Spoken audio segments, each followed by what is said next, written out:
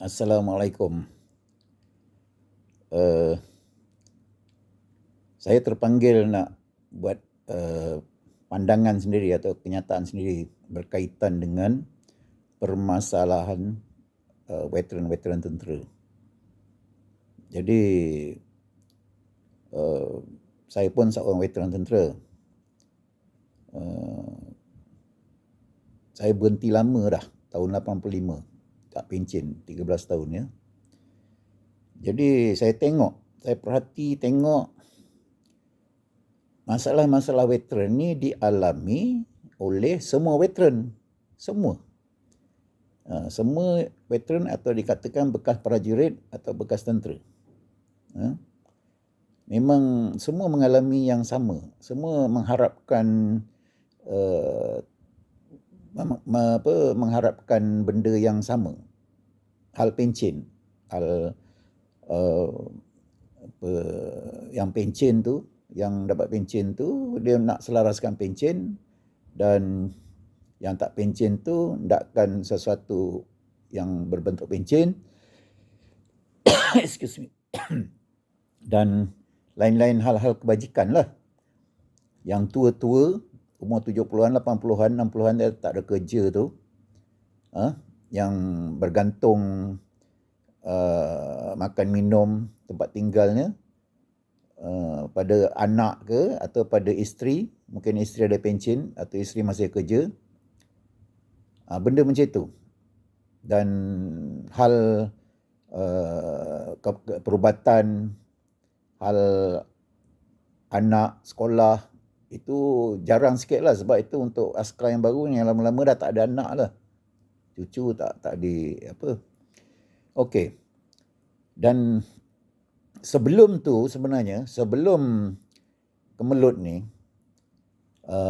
kita imbaukan balik pada mantan-mantan yang terdahulu. Kita ambil tahun 2010. Menhannya tu masa tu Datuk Zaid Amiri. Okey. Sebelum itu pun dah ada veteran-veteran tentera ni bangkit. Cara dia tidak melalui persatuan tau. Sebab persatuan ni lain. Ini pengalaman saya. Kita masuk persatuan, kata bekas tentera masa tu masuk. Tetapi pemimpin bekas persatuan veteran ni, dia dah terikat dengan apa yang memberi kebajikan macam Jabatan Halal Veteran tu, JEF tu. Dia seolah mengikat, jadi tak boleh kata membantah ke, tidak akur ke, atau kalau tiba-tiba masa ada majlis-majlis tertentu tu digunakan veteran tentera tu untuk menyertai seremoni-seremoni ke, ataupun menyertai perhimpunan merdeka waktu Hari Pahlawan, atau masa-masa yang seolah macam dipergunakan lah buat gotong royong ke apa tu, buat majlis-majlis keagamaan, nak mencerminkan bahawasanya aktiviti sosial veteran-veteran ni terbela. Itu je. Dalam pada itu diwujudkan skim-skim kebajikan. Tapi skim-skim kebajikan ni saja kata orang seolah-olah macam lepas batuk tangga je. Saya ada bukti fakta-fakta. Kalau saya tak mau cerita sinilah, pada saya skim contohnya kebajikan untuk sekolah, persekolahan. Sekolahan tu bukan semua dapat. Anak-anak tentera tu, dia terpilih. Mana yang ada 4A tu barulah dapat. Berapa orang sangat yang dapat 4A? Masa tu kalau masuk anak mengaji di mengaji peringkat tinggi, masuk kolej ke masuk universiti swasta, tak dapat. Dia masuk universiti awam, institusi awam, dia bagi. Jadi bermakna kalau anak veteran tu nak melanjutkan pelajaran ke swasta, orang susah, dia nak sambung pelajaran, tak dapat. Kemudian tu mungkin dapat, saya pun tak tahu sekarang ni. Okey, contohnya itulah. Bermakna asasnya Persatuan Bekas Tentera ni terikat, ya. Itu belum lagi ada dibenarkan untuk mengutip derma.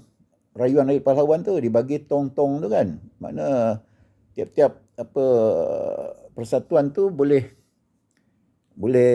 dibenarkan untuk mengutip derma. Akhir-akhirnya lama-kelamaan derma tu pun dah kata orang tegur dah. Macam seolah-olah askar ni macam kata orang ngutip minta sedekah lah. Bawa tong merah tu kata-kata pergi tempat orang tempat restoran mana-mana ke berjalan minta tu. Mengaibkan tu dah, mengaibkan. Jadi di situ pula galakan dia ada. Maknanya kalau kita boleh kutip derma tu katalah berapa banyak, jadi bahagian kita ada. Cara macam itu. Ini tak kata orang saya nak sebut apa tak tahulah, tapi memalukannya lah. Tak derma, mengemis. Sama tu mengemis. Jadi kan apabila time itu kata Menhan masa tu, dia dah nampak dah. Bila persatuan-persatuan di masa itu tak ada majlis veteran kebangsaan tau. Cuma persatuan-persatuan tu tumbuh macam cendawan. Apabila seorang tu nak masuk, dia tak nak masuk persatuan veteran tentera yang dah ada kata beratus tahun ni. Tak nak, sebab dia terikat, susah nak bebas. Dia ada macam peraturan macam politikal lah. Macam tu ada pertandingan, ada AGM, ada AJK. Semua itu dikawal melalui itu. Jadi tiap-tiap seorang tu dah mencari lubuk masing-masing tu, habuan masing-masing. Kita tak tahu. Diam-diam tahu-tahu dia dapat itu. Orang dia tahu dapat itu, dapat peluang ini, peluang itu. Kita tak tahu. Okey. Jadi kalau tak ada habuan, siapa nak jadi AJK, siapa nak jadi YDP, siapa nak jadi presiden? Jangan nak bohong. Jadi bila orang baru, dia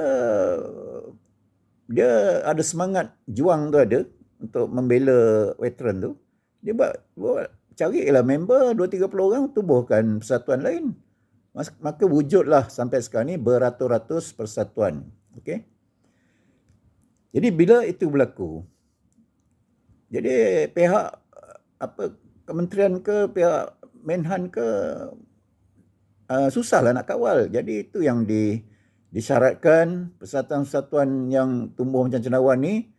Ada persatuan veteran tak pencen lah, ada persatuan veteran macam-macam lah, persatuan kelab-kelab, unit-unit, pada persatuan semboyan, persatuan TUDM, macam-macam. Okey. Jadi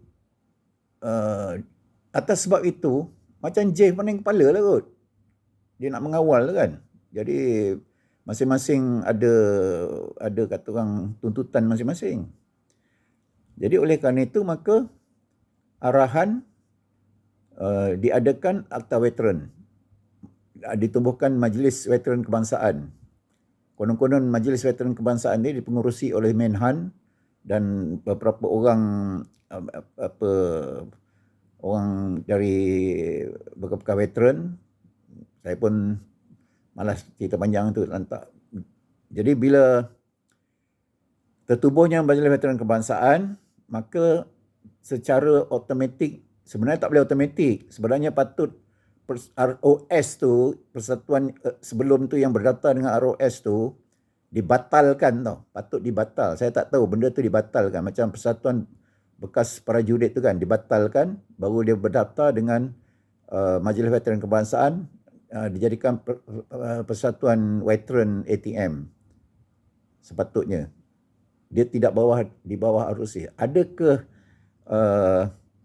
pembatalan tu, cancel, tutup di apa tu persatuan yang didaftarkan RS tu ditutup, ada ke? Itu saya nak tanya, saya tak tahu. Jadi di situlah apa persoalannya. Macam mana boleh tahu-tahu tukar, gelap lah, tahu-tahu ditukar nama, didaftarkan di Majlis Veteran Kebangsaan. Macam mana dia punya documentation tu. Sekarang saya duduk sini lah, saya bising kat luar tu. Jadi itu satu. Jadi bila semua persatuan tu diarahkan untuk berdaftar dengan Majlis Veteran Kebangsaan, maka akta kebebasan bersatuan, kebebasan apa-apa di masa ada persatuan dulu tu, NGO ke apa tu, tak ada lah. Kenapa lah yang dikatakan Seksyen 10 tu kan, bebas bersatuan, bebas itu apa semua, tak ada bebas. Inilah jadi yang sekarang. Jadi bila benda tu telah didaftarkan di Majlis Veteran, memanglah pihak menteri ni dia tahu bila berlaku perkara macam sekarang ni, ada perhimpunan tak puas hati tu, reunion di Tugu Negara tu akan digagalkan lah. Dia gunakan akta veteran tu, terikat dengan akta veteran. Jadi presiden dan yang dipertuan di Persatuan Veteran tu atas sebab tertentu atau atas sebab arahan atas atau sebab politik, kita tak tahu. Jadi kita dihalang untuk menyertai perhimpunan itu. Itu aja. Jadi walaupun asasnya perjuangan tu sama. Perjuangan tu adalah untuk membela nasib veteran tentera. PVTM pun itu juga perjuangannya. Yang apa-apa yang kita buat, perhimpunan pun itu juga perjuangannya.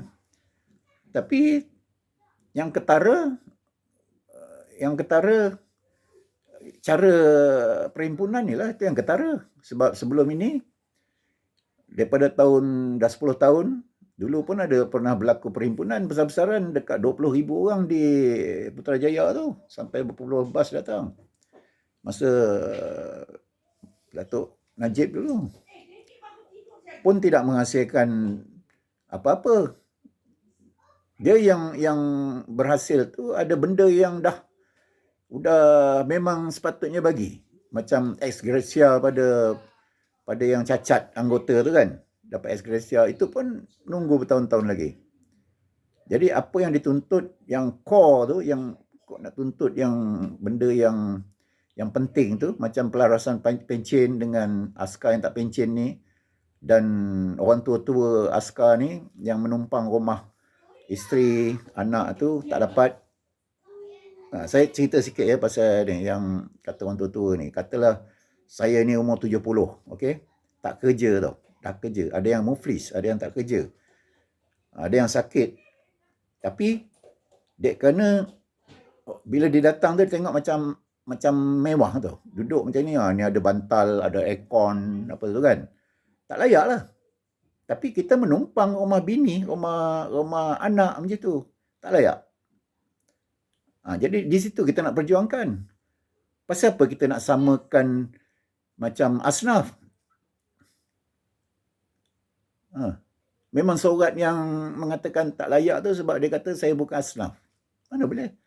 Dan saya pernah cabar. Pengarah wilayah. Okey, saya tak layak dapat bantuan sara hidup, bukan banyak, 300 ya. Dek kerana isteri saya ada pencen 1,800. Dan pencen isteri itu duduk serumah. Jika ada pendapatan isi rumah tu ada seorang manusia dalam rumah tu ada pendapatan, tak layak. Saya pernah bercakap dengan itu di pangkat Lieutenant Commander, askar ya. Kalau saya ceraikan isteri boleh? Dia kata boleh. Dia cakap, saya berani jumpa dia, kalau tak percaya jumpa dua orang, kita pergi jumpa dia. Ada lagi tak tahu. Jadi sampai ke tahap itu tau, nak ceraikan isteri baru dapat. Sebab kalau cerai isteri makna kita single, gelandangan, tak ada pendapatan baru dapat. Ataupun kalau kita duduk berjabatan ke, duduk dalam hutan ke, orang jumpa, baru dapat. Itu bantuan apa tu? Itu bukan untuk veteran tentera tau. Not for veteran tentera, not for army tau. No. Itu untuk dalam Islam tu fakir miskin tu, asnaf. Takkan kita nak ke tahap asnaf baru dapat? Otak mana otak ni? Fikirlah. Kita bekas tentera. Tahu tak bekas tentera? Walaupun 13 tahun, tapi kita dalam tentera tu, kita macam-macam tu malah cerita lah. Soal kerja, masa kerja, soal ikut akur, perintah, sanggup mati, apa semua tu. Walaupun kita tak berperang, tapi kita sanggup mati. Sign, tahu tak? Faham? Yang dapat PGB tu, apa kelebihan dia? Dia boleh nembak, aku boleh nembak. Aku belajar. Nak bunuh orang macam mana? Dia ajar dalam askar dia pun sama. Dia boleh kawat, aku boleh kawat. Dia ikut perintah, aku ikut perintah. Tak boleh halang, 1 minit tak boleh tak ikut perintah. Salah.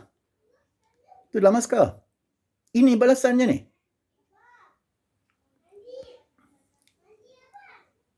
Apa bangga sangat tu? Dia bukan macam Rambo tu, nak jadi hero macam Rambo. No. Kalau kita askar ni, unit apa pun, diarahkan, kata kalau perang tu diarahkan berdepan, kita pergi ke depan. Kalau kita diarahkan, okey, kau ikut ni, pergi buat ambush, tembak musuh. Kita buat ambush lah. Kalau buat ambush tu, kita jumpa musuh, kita tembak lah. Mati, dah mati, dapatlah pingat BJP. Dapatlah abuan. Jadi jangan bangga sangat. Yang pentingnya, mana tahun 70-an tu masuk askar, dia sambut seruan kerajaan. Zaman itu zaman darurat, komunis bermerajalela. Strength komunis tu dekat 10,000. Kita strength askar pun 10,000. Kerajaan hendakkan rakyat masuk. Kita tinggalkan kampung. Tengah kerjakan tanah, tinggalkan kampung. Bila habis training, dalam training tu, kampung tanah yang kita usahakan tu dirampas balik sebab kita tak usahakan. Nampak tak? Jadi kita nunggu 13 tahun berhenti, jumpa pejabat tanah, nak tebus balik. Dia kata, kalau ada tanah, saya pun tak. Ini ADO cakap ya, telinga saya dengar. Cik, kalau ada tanah, saya pun tak, kata dia. Itu jawapannya. Kita tunjuk buku merah tu. Tak ndak. Rupanya ramai askar buat macam tu. Dia tahu dah. Ada yang cakap, askar pun cari makan ada gaji juga. Ya gaji, tapi gaji kita tak sepadan dengan masa kerja tau. Tenaga masa kerja kita tak sepadan. Orang lain kerja 8 jam. Lepas 8 jam dia dapat overtime, kita tak. Dia 24 jam. Siapa kata askar bukan kerja 24 jam tu, mari jumpa aku. Aku bahas dengan kau. Menteri ke siapa, mari. Kita kerja 24 jam. Nombor satu aku nak tanya, general ke menteri yang cakap kerja bukan 24 jam tu, aku minta ada surat tawaran kerja tu. Ada tak tercatat tu kerja 24 jam ke 28 jam ke 8 jam ada? Tak ada. Kita rela bersumpah. Bersumpah, cap 10 jari, bersumpah. Bersumpah tu apa benda? Sanggup mati oi. Ini tidak dihargai langsung. Manusia apa ni? Orang Melayu ni. Menteri-menteri Melayu manusia apa? Yo. Bangsa lain tu lagi elok. Itu askar-askar dulu yang mempertahankan tanah Melayu daripada Jepun, daripada komunis pada masa tu, komunis. Askar ramai juga dia punya askar-askar dia terkorban. Zaman darurat tu 500-600 orang mati. Zaman Jepun lagi. Yang mempertahankan sini. Masa tu kita mana ada komando, mana ada askar-askar elit, kita tak ada. Itu nama yang tercatat di Tugu Negara tu. Tengok nama Mat Salleh banyak tu. Dia terkorban daripada negara dia. Tempat tanah tumpah darah tu datang kemari tau. Hantar nyawa tau, nak nyelamatkan ini. Sanggup. Dipaksa mati.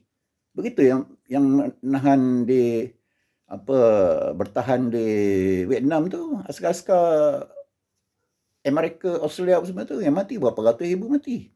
Nyawa dia orang tu. Ada pula yang cakap dia suruh padamkan nama-nama askar-askar British dia tu. Boleh lah. Tahulah hati perut macam mana orang Melayu ni. Hati perut dia macam mana. Tak mengenang jasa. Bubuh nama-nama yang kat Arab tu yang Salahuddin Ayyubi ke bubuh kat Tugu Peringatan tu. Otak ada ke? Saya berani cabar, siapa nak kontak saya lah. Siapa engkau? Jadi benda-benda tu sebenarnya perjuangan yang dijuangkan oleh bekas veteran tentera sekarang ni terkini ni adalah isunya itulah dia tadi yang tersebut tu. Pencen, tak pencen, sara hidup, pingat PJM dan orang-orang yang kena tindakan disiplin tu. Diampunkan lah. Pasal apa sampai mati tu? Curi telur ayam itu sampai mati tak dapat apa semua tu. Okey. Sekarang perjuangan tu sebenarnya sama. PWATM pun juang yang sama. Askar-askar yang patriotik ni, bekas tentera yang patriotik berjuang yang sama. Yang perhimpunan perjuangan yang sama. Sama, semua sama. Rani Kulub tu pun sama. Siapa tu Ali Barum tu pun sama. Berjuang yang sama tu isunya. Tetapi yang menjadi masalahnya berebut ahli tu. Jadi PWTM ni dia ada ahlian, kalau ikutkan keahlian, dia kira calculation macam politiknya calculation lah, mengundinya hal ni. Katakanlah dia kata saya ada 200,000 bekalkan tentera bertangan saya satu Malaysia. Oh, ni kena jaga ni. Orang politik jaga tau. Orang politik jaga. Dia ada 200,000. Dan katalah yang buat bangkit tu, pihak yang lain tu, kata Major Mio tu, dia kata saya ada 20,000. Okey. Yang Rani Kulub pula saya ada berapa ribu. Tunjuk gambar. Masing-masing nak tunjuk itu. Jadi di situlah berlakunya kata orang rebut-merebut. Jadi rebut-merebut ni berlaku macam tuduh-menuduh. Orang tu salah. Yang dipentingkan dia punya periuk nasi itu bergantung kepada sokongan. Jadi bila orang tu nak berkumpul kata tu, macam veteran reunion tu nak berkumpul, ada aja orang ganggu katalah itu tak ada permit, tak ada macam-macam lah.